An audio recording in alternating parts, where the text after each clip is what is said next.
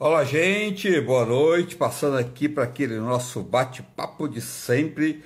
Hoje recebendo o Dr. Diego Prado, cirurgião. Nós vamos falar sobre dor de estômago. Porque as pessoas estão cada vez tendo mais dor de estômago, gastrite, úlcera. Tem crescido muito também as doenças estomacais mais sérias, como o câncer. Será que tudo isso está ligado à nossa alimentação no dia a dia? E para falar sobre tudo isso, nós vamos receber o Dr. Diego, que está chegando aí. Boa noite, gente. Dr. Diego já está chegando para o nosso bate-papo. Convido você para estar comigo e convido os amigos também. Chama os amigos, Maria Ribeiro, Ângela, um monte de gente entrando agora para o nosso bate-papo de todos os dias, trazendo informações, sempre com profissionais da melhor qualidade, que pessoas bem informadas, com certeza se cuida muito melhor. Então vamos pescar o doutor Diego, para ver se ele já está aqui. Deixa eu lá ir buscar o doutor Diego. Deixa eu pescar ele aqui. Deixa eu ver aqui. Doutor Diego. Ângela, boa noite. Jandira. Doutor Diego, hoje já está chegando, doutor Diego. Só um minutinho. Sejam todos bem-vindos. Boa noite. Boa noite, doutor. Tudo bem? Boa noite, André. Como estamos? Tudo bem? Tudo bem? Obrigado por você estar aqui, viu? Eu que agradeço pela oportunidade. Tá me ouvindo bem? Me vendo bem? Tá tudo bem, tá ótimo. Muito Para mim bom. tá excelente, tá? Qualquer coisa a gente recomeça novamente. Se cair, você pode sair e voltar novamente, tá bom, Tranquilo, doutor? André. Vamos lá. Doutor, as doenças estomacais, principalmente no popular dor de estômago, úlcera, gastrite, câncer, tem crescido muito. Isso tem uma relação com a alimentação, doutor? Totalmente, viu, André? Na verdade, desde a década de 80, principalmente para cá, a gente teve uma transformação na alimentação, né? No mundo todo, principalmente nos países desenvolvidos. Então, nós temos uma alimentação muito baseada em comida industrializada, né? Isso trouxe, ao longo desse período todo, uma série de, de, de consequências, né? Porque está longe de ser ideal, né? Esse tipo de alimentação. E Doutor, aquelas pessoas. por conta Sei, disso, pode. a gente viu o desenvolvimento mesmo, a gente viu o boom de doenças, né, relacionadas a esse tipo de hábito alimentar, né? E a gente vai falar, às vezes, um pouquinho aí de cada uma. Sim. E é muito preocupante, porque o câncer de estômago também, de intestino, tem crescido muito, né, doutor? Isso tudo tem a ver com alimentos processados, alimentos industrializados, temperos industrializados, excesso de gorduras, né? Então as pessoas precisam ter um olhar melhor para a sua alimentação no seu dia a dia, né? Ah, sem sombra de dúvida. A gente tem alguns dados, né? Tem locais onde a gente vê aumento de certos tipos de câncer do trato gastrointestinal, outros a gente vê o declínio, né? Então, na verdade, o que a gente consegue perceber é que tem muito, sim, a ver com o nosso hábito alimentar e com o nosso dia a dia também, né? Não só a alimentação, mas alguns hábitos como o tabagismo, né, o etilismo e até exposição a certas substâncias que propiciam, né, o surgimento dessas doenças mais graves, como o câncer de estômago, por exemplo. Doutor, o câncer de estômago e de intestino tem crescido muito, né? Sim, E a questão das pessoas, além de fumar, Tem pessoas que exageram na bebida, bebe praticamente bebida de álcool todos os dias e ainda tem uma alimentação não adequada. Quer dizer, são três coisas, são três práticas que às vezes as pessoas têm e não sabem as consequências que isso depois pode trazer, né, doutor? Sim. Na verdade, André, hoje a gente tem um aumento do número de diagnósticos, né? Então a gente não consegue definir muito bem se a gente tem um aumento da incidência da doença, né? Com certeza tem um fator de aumento da incidência também por conta desse hábito inadequado, mas também hoje a gente tem um diagnóstico muito mais preciso e muito mais precoce, né?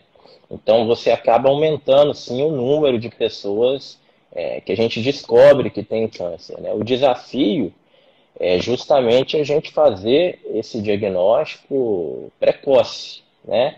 Para que a gente tenha condições de tratar, de conduzir e de dar uma melhor qualidade de vida para esse paciente, né? Mas você citou muito bem o etilismo, né? Hoje a gente considera o etilismo uma pandemia, né? É horroroso o, o estrago que isso faz, não só do ponto de vista social, mas também o desgaste que ele causa no trato gastrointestinal, principalmente no estômago, no intestino, né? No fígado, né? Que são órgãos que são anexos, mas diretamente causam lesões diretas ao nosso estômago, né? Gerando gastrite, as úlceras, né? O refluxo, que são doenças que lá na frente, com certeza, podem evoluir para uma doença pior, que é o câncer, né? Tanto de esôfago, quanto de estômago, de intestino e tudo mais. Doutor, automedicação também, que tem gente que tem mania de correr na farmácia e comprar remédio e Sim, fica tomando um monte de remédio, se automedicando. Isso também, somente os anti-inflamatórios, sim. corticoide, alguns grupos de remédios que tem que ter muito. Aliás, automedicar sempre é muito perigoso, né, doutor? Mas Sim. tem grupos que são piores ainda de remédios, né? Sim.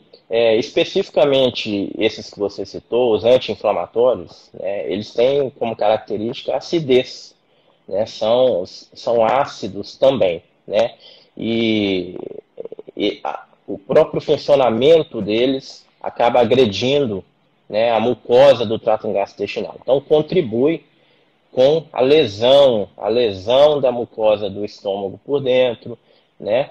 Depois que surgiu o famoso omeprazol, né? Depois que surgiu o famoso omeprazol, a gente teve uma diminuição muito grande do índice de úlceras no estômago, né? Porque ele realmente é um protetor gástrico, né? Apesar de ter as suas consequências quando é usado de forma indiscriminada. Mas esses anti-inflamatórios, eles com certeza eles machucam, lesionam a mucosa do estômago, né? Então, assim, com certeza qualquer medicamento tem que ter indicação para ser usado, né? Essa automedicação é um fator que a gente percebe que piora. Muitos pacientes chegam mais graves e você vai ver, eles falam que tem uma dor crônica, uma dor de coluna, uma enxaqueca, e eles tomam anti-inflamatórios de forma indiscriminada, realmente, né, na tentativa de sanar a dor, mas como consequência a gente tem as lesões aí no estômago, podendo até perfurar o estômago, né? Que a gente chama de úlcera perfurada, que é uma urgência muito grave, né? Muitas vezes a gente precisa de ir para o bloco cirúrgico operar esse paciente. Doutor, tem um grupo de pessoas que fica muito tempo sem se alimentar, né? Sim, Passa horas sem alimentar. Às vezes tem pessoas que tomam café da manhã, só vai comer à noite e à noite está morrendo de fome, come tudo que vê pela frente e vai, não tem uma refeição, principalmente à noite, que deveria ser uma refeição mais equilibrada ainda a pessoa não tem. Isso também pode ser uma causa, doutor? André, aí Doenças estomacais? sim, a gente tem que separar aí dois tipos de pessoas. As pessoas que não têm doença estomacal, como gastrite, úlcera, essas pessoas que têm um estômago sadio, elas podem usar desse artifício do que a gente chama de jejum intermitente. A gente já hoje ouve muito falar nisso, né? O jejum intermitente, ele é um tipo, né? É um tipo de alimentação, um tipo de dieta que muitas pessoas se beneficiam, principalmente pacientes diabéticos, pacientes que estão tentando uma perda de peso porque têm doenças metabólicas e necessitam emagrecer. Né? Agora, esses pacientes ficam períodos grandes sem se alimentar, né? O que deixa o estômago mais tempo exposto ao suco gástrico. Com certeza, né, se ele tivesse ali uma gastrite, uma úlcera já em formação, esse paciente ele acabaria sofrendo por ter esse período grande sem se alimentar. Então, depende do tipo de paciente, né? O jejum intermitente, esse tipo de espaço entre as alimentações, para as pessoas que têm uma doença estomacal, uma dispepsia, uma gastrite, realmente não é tão aconselhado. O ideal é que ela se alimente em menores quantidades, mais vezes por dia, né? De 4 em 4 horas, justamente para você deixar o seu estômago sempre com algum conteúdo, né? Isso ajuda a diminuir um pouco o efeito do suco gástrico na parede, né? Que é muito ácido realmente. Doutor, você tocou no assunto do jejum intermitente. O jejum intermitente, você não acha que é mais um modismo, não? O André, De tanto? sim, se discute muito isso ainda, né? Mas Aham. a gente tem tido grandes estudos nos últimos 10 anos com o jejum intermitente, e ele mostra, assim, uma série de benefícios, né? Ele causa o que a gente chama de uma limpeza metabólica, né? Você tem uma série de substâncias que a gente consegue eliminar com o jejum intermitente, a gente diminui o nível de insulina, então é benéfico para pacientes que são diabéticos. Então, cada caso, André, é um caso. A gente tem que tratar o paciente de forma individualizada. Mas hoje o jejum Certo. intermitente ele é uma alternativa muito utilizada, inclusive por endocrinologistas, nutrólogos. Para certos tipos de pacientes ele tem um benefício grande, sim. Ele já deixou de ser considerado um modismo e hoje ele se tornou uma estratégia, mais uma estratégia de perda de peso, de controle de doença metabólica, né? Mais um artifício que a gente pode usar aí ao longo do tempo. Mas muitos estudos ainda estão por vir, né? Certo. Doutor, aquela pessoa que tem sempre dor no estômago, e às vezes toma um Buscopan, toma uma dipirona, toma um remédio para gases, vai e volta, e não dá muita importância, isso vai acumulando, essa dor vai aumentando, e essa pessoa não dá muita importância, só vai procurar um profissional quando a dor está insuportável. E pode, de repente, descobrir que essa pequena dor de estômago não era tão bobagem como a pessoa achava que era, doutor. Então, isso, ter uma dor de estômago, tem que verificar para ver o que é, né? É verdade. Nós temos o hábito, né, de nos medicar, né?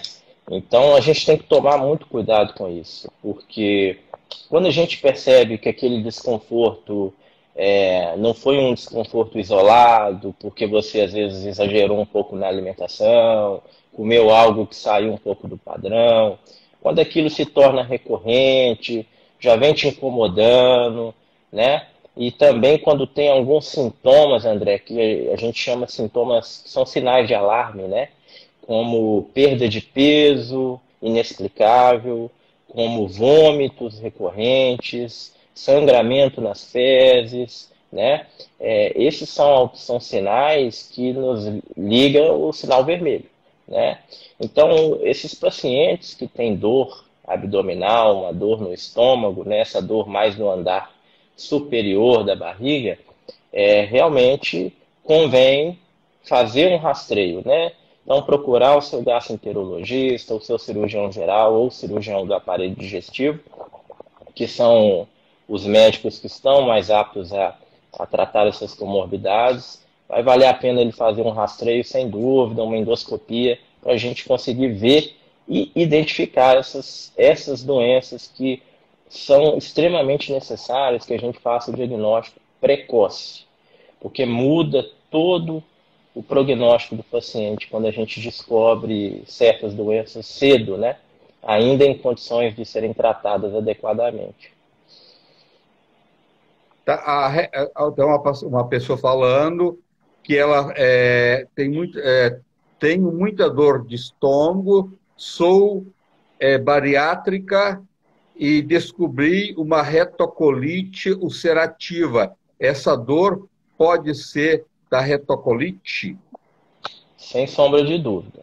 Né? Ela já tem um fator, o fato dela ser uma paciente bariátrica, a gente já tem que fazer um acompanhamento mais de perto, porque o paciente bariátrico, a gente precisa de estar sempre dosando as vitaminas, acompanhando se o paciente desenvolve uma anemia. É um paciente que a gente sempre fala que ele não pode se desprender do seu médico, né? Ele tem que estar sempre por perto para a gente estar sempre mantendo ele metabolicamente bem. Precisar de repor uma vitamina, repõe. Se precisar de tomar medicação para melhorar a anemia, que a gente faz, enfim. E a retocolite, que é uma doença que ela descobriu nesse meio, a retocolite ulcerativa, é uma doença inflamatória do intestino. É um dos tipos de doença inflamatória intestinal, né? Que acomete mais o final do intestino, né? O reto e o cólon, que é o intestino grosso. E com certeza um dos sintomas pode ser a dor, né? Além da dor, o muco nas fezes, sangramento nas fezes. A gente pode ter perda de peso também. Mas uma boa notícia para ela é que isso tem tratamento, isso tem como a gente conduzir muito bem, né, com a alimentação adequada, fazendo acompanhamento com o cirurgião do aparelho digestivo que ela operou, com certeza ele vai conseguir dar um segmento ideal para ela aí, tá? Ó, tem um monte de colega seu entrando aqui. O doutor Luiz já entrou várias vezes. Um abraço para o doutor Luiz e para vários colegas seus que estão aqui, tá? Sejam todos bem-vindos. Obrigado. Sejam todos bem-vindos. Obrigado por todos estarem aqui, né, doutor? Isso aí. Doutor, o omeprazol, pantoprazol, toda essa linha, lá no começo, há muitos anos atrás, ele começou a fabricar caixa com 7 comprimidos, depois tinha com 7, 14 e 21 comprimidos. Porque era um remédio que naquela fase que descobriu ele era para ser tomado um período de 7 ou 14 ou 21 dias. Isso virou, para a maioria das pessoas, uso contínuo. Tomar pantoprazol por muito tempo, ele pode ser prejudicial a pode causar outras doenças e não é indicado para a pessoa ficar fazendo uso contínuo, principalmente doença de Alzheimer? André, existiram alguns estudos, né? O omeprazol, o pantoprazol, esses irmãos, né? A gente tem uma classe grande de medicamentos com esses nomes, são o que a gente chama de IBP, um nome difícil, inibidor de bomba de prótons. Eles atuam diminuindo a acidez dentro do nosso estômago. O nosso estômago ele produz ácido o tempo todo. E quando a gente tem lesões dentro do estômago, a gente precisa de dar um tempo, precisa de diminuir um pouco essa acidez para que a gente consiga que essas lesões cicatrizem, né? ele é usado hoje de maneira muito equivocada realmente. O omeprazol, o pantoprazol e todos esses medicamentos, eles têm uma indicação precisa, né? Eles têm um período para ser utilizado, não é aconselhado o uso de maneira crônica. Eu tenho pacientes que vêm no consultório que falam que tomam omeprazol há 15 anos, né? O que isso gera no estômago do paciente? Isso gera uma atrofia. Se você tem glândulas no estômago que produzem ácido, e são importantes para produzir o ácido, e se você inibe elas por um período tão grande assim, você causa uma atrofia na mucosa do estômago. Essa atrofia é, sim, um pré-requisito para você ter uma doença maligna no estômago, um câncer de estômago depois de vários anos de uso. Então, não é aconselhável esse tipo de consumo.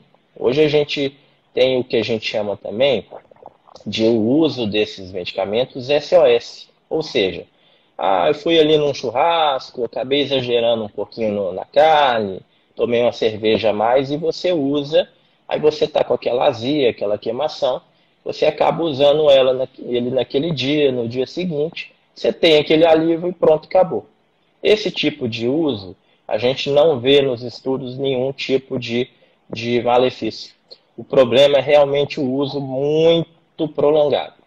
E nesse tempo realmente surgiu alguns estudos que associaram, né, o uso crônico desses medicamentos a demências, doenças que causam demência cerebral, né?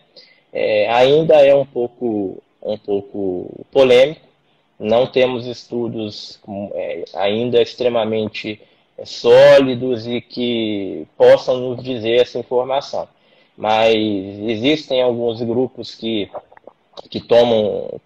defendem essa tese, outros ainda não conseguiram relacionar, né? A gente continua na tentativa de tentar esclarecer, mas por hora ainda não tem uma relação 100% definida, não.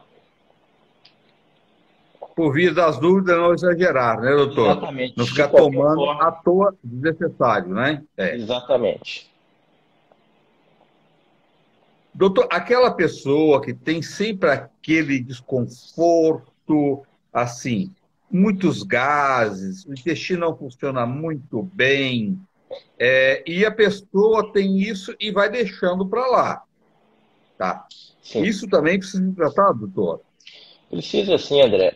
Tem muitas pessoas que chegam ao consultório e relatam, né, que tem um intestino muito desconfortável há muitos anos, está sempre com a barriga distendida, alteração do trânsito intestinal, hora está com diarreia, hora está constipado, tem muito gás, se queixa muito de sintomas depois de certos tipos de alimentos. O que eu digo para essas pessoas é o seguinte: a gente tem uma série de patologias que a gente pode identificar com esse tipo de sintomas. A gente tem a síndrome do intestino irritável, que é muito comum, principalmente nas mulheres, né? A gente tem as doenças inflamatórias intestinais, a gente tem as intolerâncias alimentares, como a doença celíaca, a intolerância à lactose. Então, na verdade, são sintomas que são inespecíficos, André, mas que geram muito desconforto. Mas sem uma avaliação médica, sem exames laboratoriais, às vezes sem um exame de imagem, a gente não consegue definir. Mas muito prevalente essas queixas no consultório, né, André? Muito prevalente, mas precisa realmente da gente avaliar com cuidado. Você vai avaliar para fechar um diagnóstico certo, né, doutor? Com E fazer o certeza. tratamento certo, para não ficar tomando remédios desnecessários. Sem um diagnóstico é difícil, né? Sem dúvida. Às vezes o paciente tem uma doença, às vezes até um pouco mais grave, e ele está ali protelando. Quando a gente vai ver, já é algo que fugiu um pouco do nosso controle, né? Então, percebeu que você tem uma doença que está crônica, que está te incomodando, não é mais aquela dor que você tomou seu Buscopan, aliviou, tá no dia seguinte de novo, no outro dia de novo. Não tem dúvida. Marca consulta com o seu médico que você precisa de ser avaliado, fazer uma endoscopia, ele botar a mão na sua barriga, palpar seu abdômen para a gente ver o que está acontecendo. É verdade. Doutor, o leite, porque tem um grupo de pessoas que ainda toma leite gelado quando está com dor no estômago para dar aquela aliviada e às vezes dá uma aliviada. Tá. Agora já tem pessoas que já hoje com a internet, que está mais bem informado, sabe que o leite multiplica as bactérias ruins do estômago. O que você tem para falar para as pessoas sobre esta forma de usar o leite? E o leite, ele tem que ter cuidado para as pessoas que têm dor estomacal. O leite ele tem uma característica, ele é um alimento básico, né? Então, ele causa realmente em algumas pessoas um certo alívio. Quando a pessoa está com uma gastrite, então ela está com aquela acidez, aquela queimação no estômago, às vezes ele usa o leite e tem um alívio, mas é um alívio instantâneo. Ao mesmo tempo que o leite ele é básico, então ele acaba aliviando um pouco aquele ardor, aquela queimação no estômago, ele é um alimento que fermenta muito, então produz muito gás. Então produz gás, também vai distender o seu abdômen, né? Então não é muito bem assim. E para falar a verdade, André, muito se discute sobre o leite hoje, né? E o que a gente sabe é que o leite, né, a Sociedade Brasileira de Pediatria, né, todas as sociedades de pediatria, elas reiteram que a gente precisa de fazer o uso do leite materno exclusivo até os 6 meses de idade, e até os 2 anos de idade, né, você pode fazer o uso do leite materno. A partir dos 2 anos, André, teoricamente, nós não precisamos mais do leite materno, do leite em geral, né? Nós produzimos uma enzima que chama lactase, em grande quantidade nessa faixa de idade, até os 2 anos de idade. É a enzima que quebra, né, essa proteína do leite. A partir dos 2 anos de idade, nós começamos a ter um declínio muito alto, muito grande, da produção dessa enzima no organismo, né? Então, nós começamos a desenvolver uma certa intolerância ao leite desde então. Então, o que a gente já percebe é que, com o avançar da vida adulta, as pessoas vão ficando cada vez mais intolerantes ao leite. Basta a gente identificar se essa intolerância ela causa desconforto, perda de qualidade de vida, né, causa dor, causa cólica, causa distensão abdominal, causa gases, né, para essa pessoa tentar mudar esse alimento na sua dieta. Às vezes não consegue abrir mão do leite, mas a gente tem hoje o leite sem lactose, por exemplo, que é uma excelente opção, né? Mas tem pessoas que fazem o consumo do leite de forma diária e não sentem tanto esse desconforto. Então, na verdade, dentro da gastroenterologia, você vê que tudo é muito individualizado, né? A gente precisa de conhecer o paciente de forma individual. Agora o leite é aquele tirado da fazenda, quem conhece, porque tem gente que não tem nem contato, nunca nem tomou o leite puro mesmo da vaca lá. Amarelo, então, amarelo. Se você tira o leite e deixa de manhã em cima sem colocar na geladeira, em poucas horas ele começa a azedar. E o leite de caixinha, que ele fica ali na partilheira, às vezes você pega a caixinha e as pessoas não olham as datas, mas tem leite que ele foi processado tem mais de 6 meses, né? Então, quer dizer, o leite também de caixinha, além de não ser um leite puro, ele é cheio também de conservantes, né, doutor? No André, falou tudo. Eu sou um crítico ao uso do leite industrializado, esse leite que a gente vê aí, para falar a verdade. Se você for ler aquela caixinha, André, ele tem uma série de conservantes, passa por vários processos. A última coisa que a gente tem ali, para falar a verdade, é um leite, né? Ali a diluição é grande, a gente tem muitas substâncias, né? Eu sou muito a favor, André, da alimentação natural. Natural. Tá. Ou seja, André, eu falo muito para os meus pacientes, a dieta industrializada, ela destrói o nosso trato gastrointestinal. Então, se você quer tomar, se você faz questão do seu leite, tenta comprar esse leite, né? Esse leite mais natural. Se você quer comer um hambúrguer, André, você não vai comprar um hambúrguer da marca X ou da marca Y. Você vai comprar sua carne, você vai moer sua carne, vai fazer o seu hambúrguer. Se você quer comer, tomar um suco de fruta, André, você não vai comprar um suco de caixinha. Você já leu aquelas caixinhas de suco, André? Está escrito Sim, assim, sim. contém 10% de suco.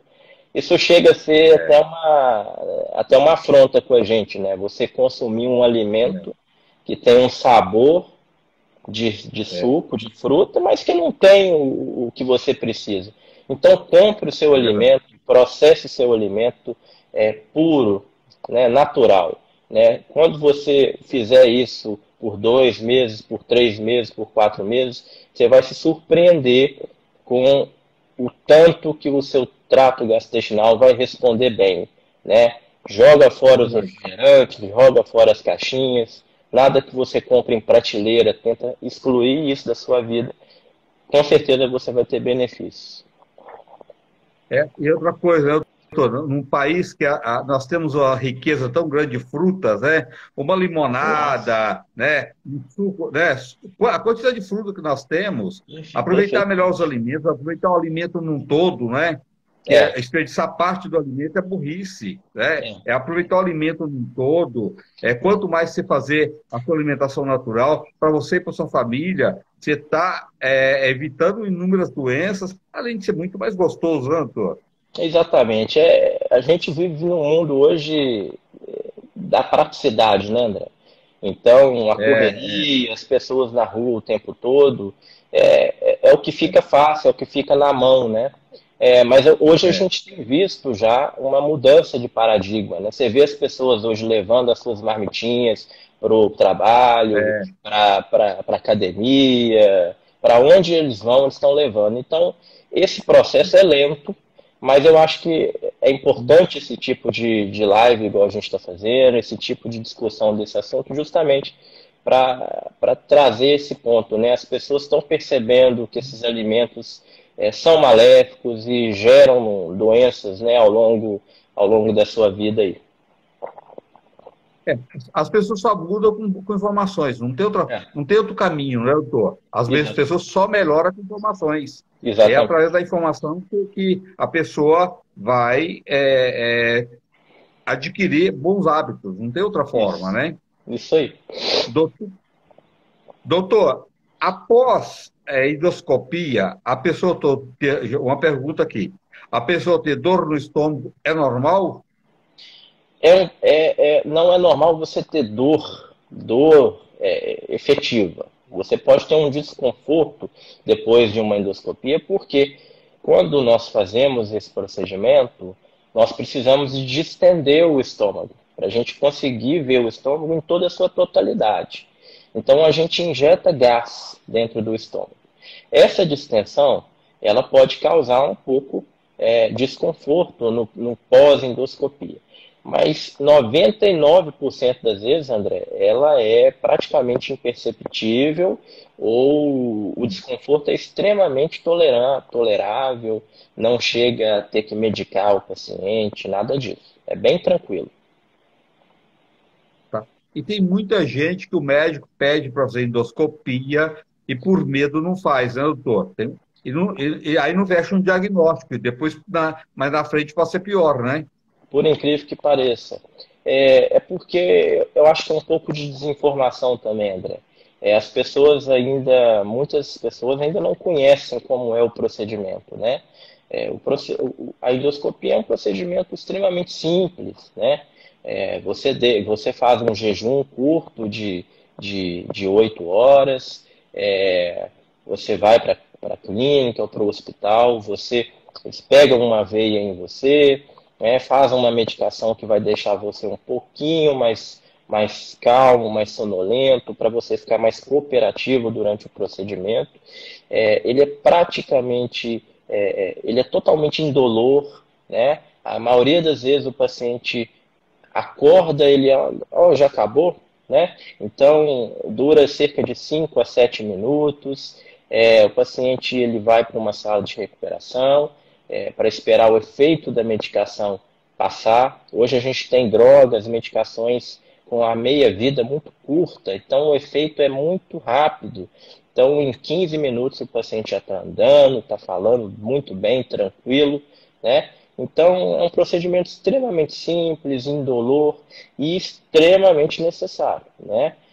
A gente ali vai fazer diagnóstico de gastrite, de doença do refluxo, de doenças malignas que vão nos dar condições de tratar precocemente. E a endoscopia, quantas pessoas você deve ter tido? Vários pacientes que descobriram um câncer numa endoscopia, né, doutor? É na endoscopia que se descobre, André. Pelo menos é nela que você consegue descobrir de forma precoce, para que você consiga fazer um tratamento. Porque as lesões que são maiores, né, onde você identifica em exames de imagem, como tomografia, geralmente são lesões onde a gente já perdeu um pouco o controle. Então, por isso a importância do rastreio, né, da endoscopia. O que acontece? A gente tem, né, a Sociedade Brasileira de Gastroenterologia, na verdade, em acordo com todas as sociedades mundiais, né, nós temos os protocolos, né, e hoje o país que é extremamente avançado nessa área de gastroenterologia e endoscopia é o Japão, né, porque o Japão ele desenvolve, por conta da tecnologia, os maiores e melhores aparelhos de endoscopia e colonoscopia do mundo, né? Então, esses aparelhos são exportados, são importados no Japão.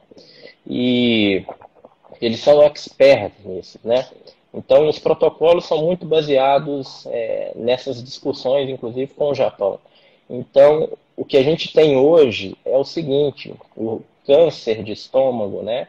A gente utiliza a idade corte de 40 anos. A partir dos 40 anos, nós devemos fazer a endoscopia, né, e a colonoscopia também, para a gente fazer rastreio de câncer de estômago e câncer de cólon, né?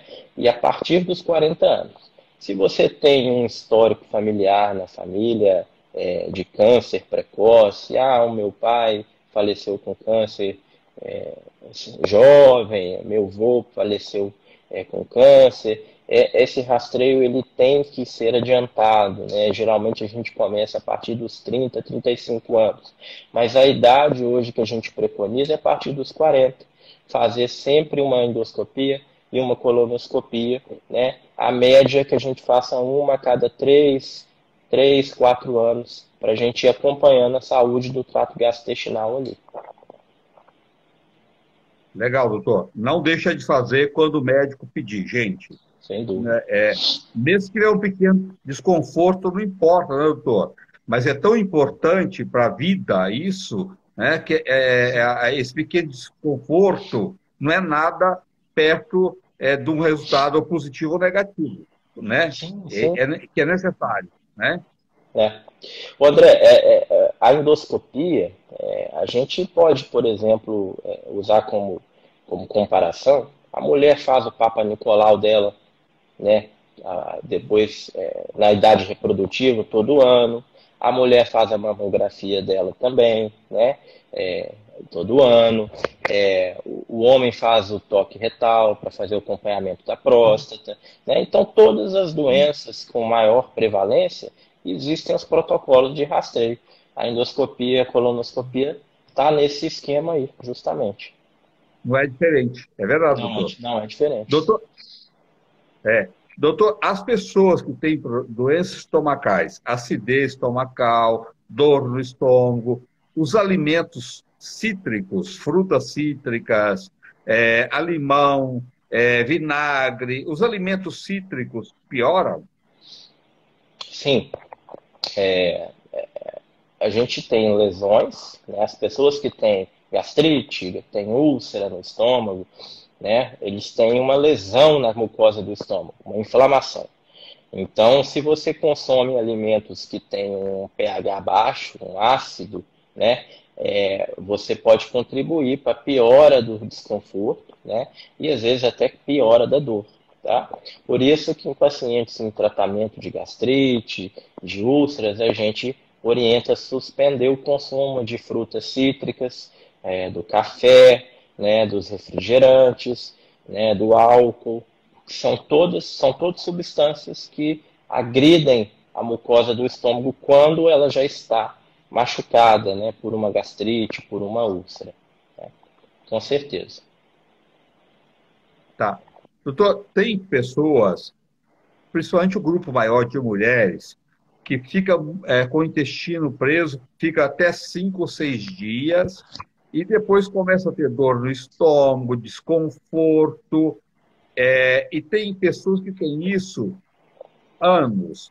Vai, toma um laxante, o intestino funciona, ou melhora a alimentação uns dias, né? Começa a comer mais frutas, verduras, mais fibras, mais água, dá uma melhorada no intestino, depois a pessoa relaxa. Isso também a pessoa precisa de prestar mais atenção, né, doutor? Isso vai ter acúmulo de toxinas, isso pode ser muito perigoso, não pode? Com certeza, André. É, Você citou, inclusive, com ênfase em mulheres, né? A gente percebe que existe uma doença que a gente chama de síndrome do intestino irritável. Essa doença ela comete cerca de 10 a 15% da população, né? É um distúrbio funcional do intestino. O intestino é o nosso segundo cérebro, né? Não sei se você já ouviu falar nisso, mas a quantidade de Sim. neurônios que nós temos no intestino é gigantesca. Então, ele é um órgão que ele sofre interferência de diversos pontos, né? Então, até o emocional, o psicológico pode desencadear uma agudização dessa doença. Então, a síndrome do intestino irritável, esse tipo de paciente que está com queixa crônica, ele relata que está com um abdômen distende, tem cólica, tem constipação, né? Alguns têm diarreia, né? A síndrome do intestino irritável bem provavelmente é um diagnóstico bem plausível da gente fazer, né? E varia realmente. A gente tem 4 tipos de síndrome do intestino irritável. A gente tem pacientes que cursam com diarreia, tem pacientes que cursam com constipação, tem pacientes que têm um padrão misto, que ora eles estão com diarreia, horas eles estão constipados, e sempre com essas queixas de dor abdominal, distensão abdominal, muita cólica, às vezes associado com azia, queimação, né? Então, esses pacientes eles precisam de ser investigados mais a fundo, né? Porque é uma doença que realmente diminui a qualidade de vida do paciente demais, né? Atrapalha muito no seu dia a dia. Mas tem tratamento, tem controle, né? Mas precisa realmente de alguns exames para a gente conseguir fazer um diagnóstico. A Lucy está perguntando, doutor, que ela tem, de vez em quando, e está sendo agora muito constante, de alguns meses para cá, a barriga dela incha muito, cresce e tem esse desconforto, parece que está cheia de gases. Sim. Pois é, André. Você vê que é um sintoma inespecífico, né? A gente pode estar É, falando aí de uma doença inflamatória intestinal, a gente pode estar falando aí apenas de uma gastrite, de uma dispepsia, a gente pode estar falando de uma síndrome do intestino irritável, de uma intolerância à lactose, de uma doença celíaca. É difícil saber só com essas informações. Mas essas doenças, elas têm essa característica, os sintomas são muito comuns entre elas.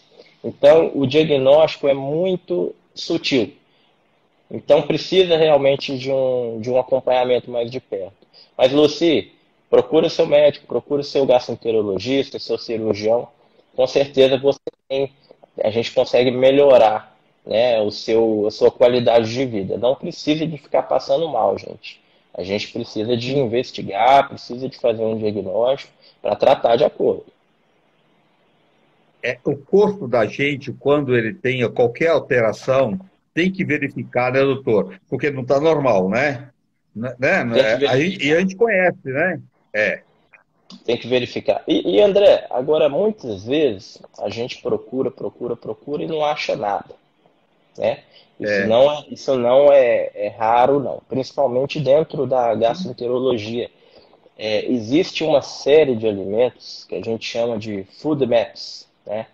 São alimentos que sabidamente eles são mal digeridos pela maioria da população no mundo todo. Então, muitas vezes eu recebo pacientes no consultório que falam assim: ah, doutor, eu não posso, eu como abacaxi e passo mal.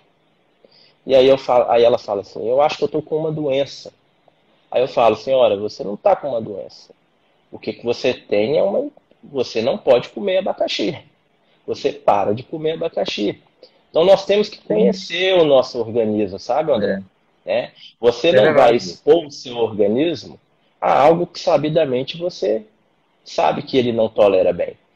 É individual. Agora, nós temos alguns alimentos que são realmente, sabidamente, inflamatórios. Por quê? Porque eles têm uma digestão mais difícil, eles ficam mais tempo dentro do trato gastrointestinal.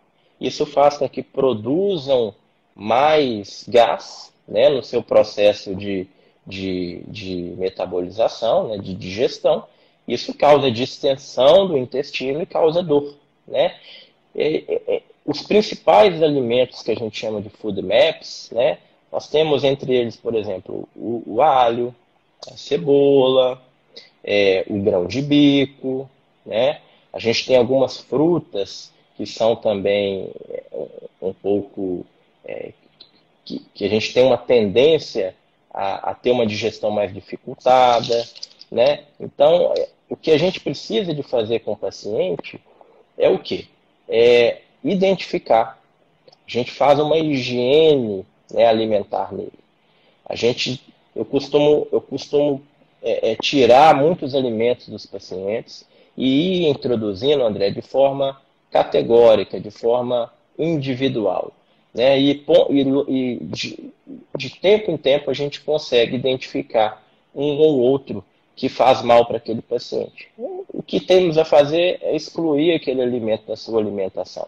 Né? A gente tem uma ampla variedade de alimentos, né? A gente não precisa de focar nos que nos fazem mal, né? Então É como eu verdade. disse, é individual, né? Individualizado. Todo mundo tem o grupo de alimentos que são seus amigos e tem o grupo que é inimigo, né, doutor? Perfeito. E para que conviver com os inimigos? Elimina o inimigo, né? Troca, né? Exatamente. Você vai ficar insistindo no erro para quê, né? É verdade. E se você for ver bem, não é tanto assim, não, para a gente eliminar do dia a dia. Tudo bem, eu acho que tudo de vez em quando, você até colocou lá no começo, você usar de vez em quando é uma coisa, né? Tomar cervejinha, tomar um Exato. espinho, quem gosta, tomar seu vinho, tudo bem. Mas diariamente, tudo isso, igual. A gente sabe que açúcar não faz bem para ninguém, né? Não é só o açúcar, já tem estudo que mostra que é o alimento que o câncer mais gosta, né? Fora as Perfeito. diabetes, obesidade, É, tantas doenças, né, doutor? é um veneno. Refrigerante, sabe? Todo mundo sabe que refrigerante não presta. Tempero Isso. industrializados também a gente sabe que não é bom, né? Isso. Gorduras, excesso de gorduras, né? Óleo saturado, os derivados da farinha de trigo branca, tá? Se as Perfeito. pessoas começar a fazer troca, né, doutor? Isso melhora tanto a saúde da pessoa, não melhora? Isso mesmo, André. Você citou aí os principais vilões, né? São as farinhas brancas, né? Os derivados do trigo, né? Ele é um dos principais food maps, né? Aquilo quando cai no intestino, ele é de difícil, ele é um, né? Nós temos nos food maps os oligosacarídeos, os polissacarídeos, os disacarídeos, eles são de difícil metabolização. Aquilo acumula gás dentro do intestino, né? Em algumas pessoas vai causar diarreia, em outras vão causar constipação. vai causar cólica, dor, né? O açúcar, você citou perfeitamente, o açúcar, eu anseio pelo dia que eles vão falar assim, está proibido consumir açúcar, porque está mais do que provado, né, André? O açúcar, ele é extremamente maléfico, mas quem não gosta de um docinho, né? Um- Sim. uma sobremesa, né? Então, o que que eu acho? Eu acho que tudo é, equilíbrio.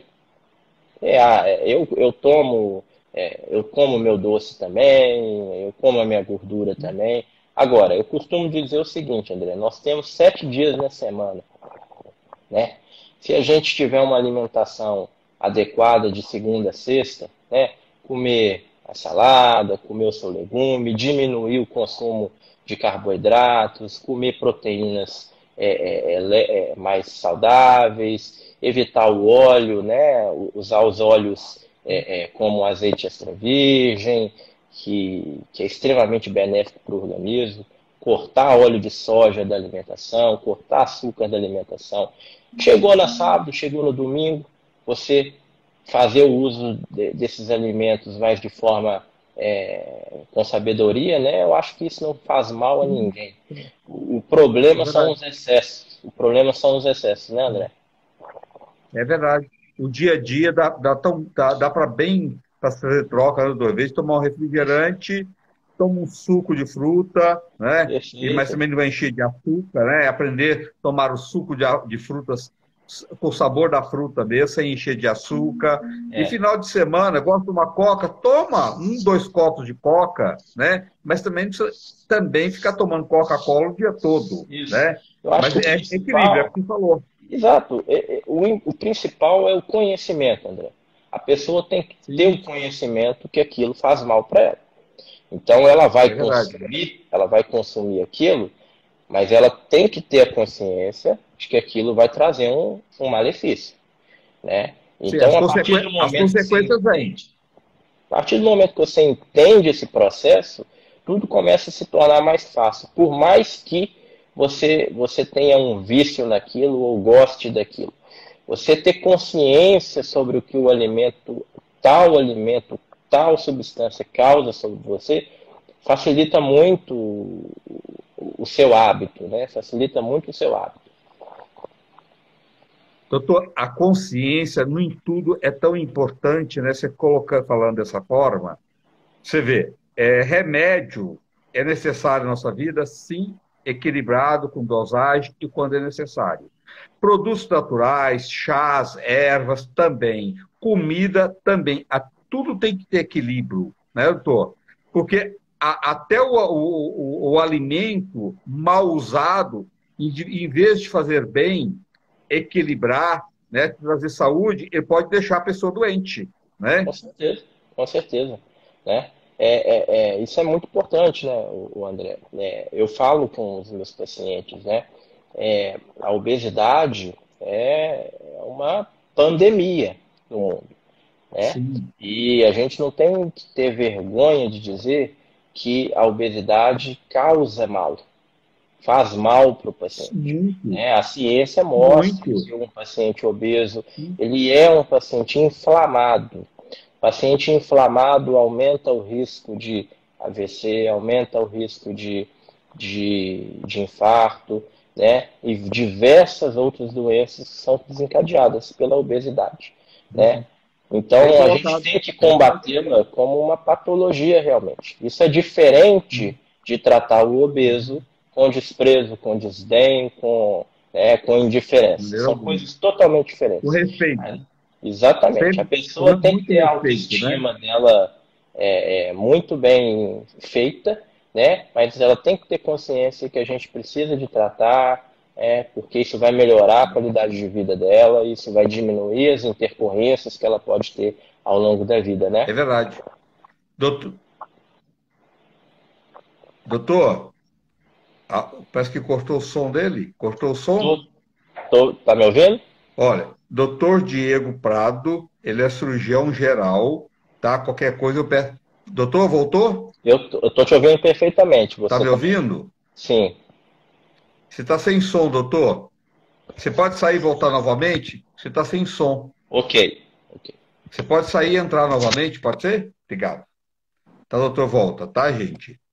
Quem que é um Melhorou? médico, que é um profissional consciente, né? Que bacana, que sorte que a gente tem em trazer profissionais tão bacana, né? Que vem sempre aqui trazer informações para a gente. E isso é tão importante. Que legal isso. Deixa eu lá buscar ele novamente.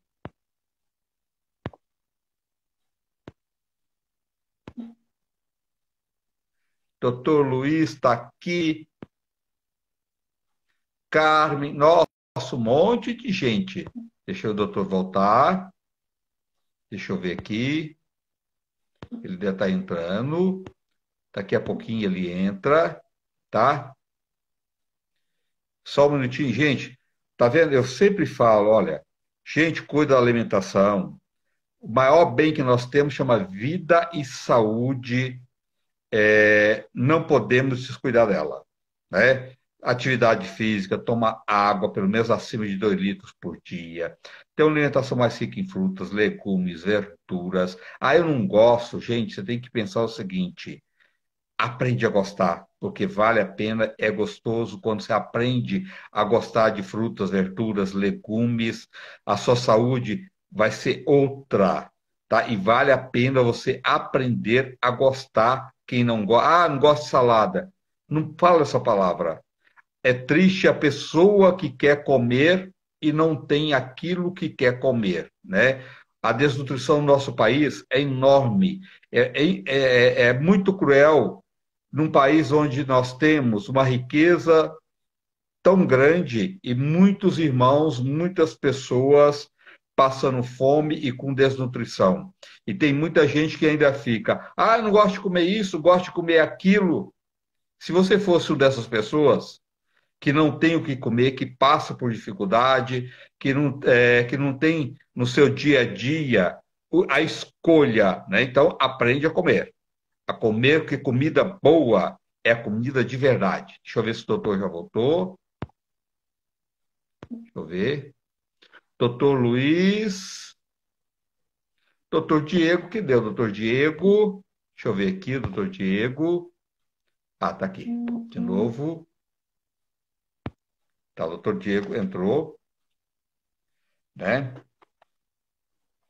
Pois é, muita gente que gostaria de ter uma boa.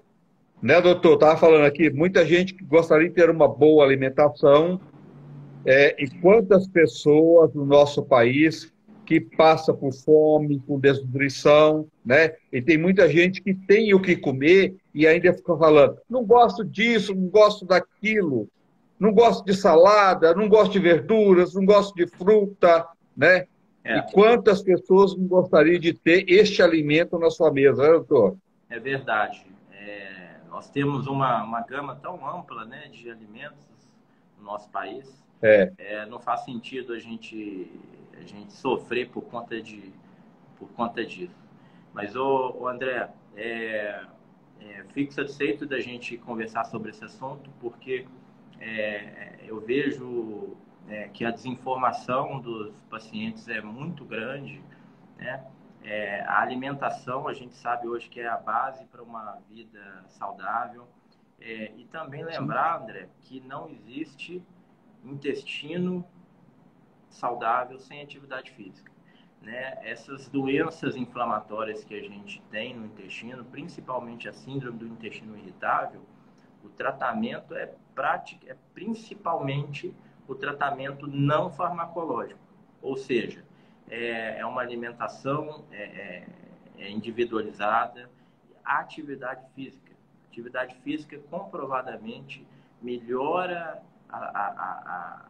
o trânsito intestinal, né? Melhora a sua desbiose.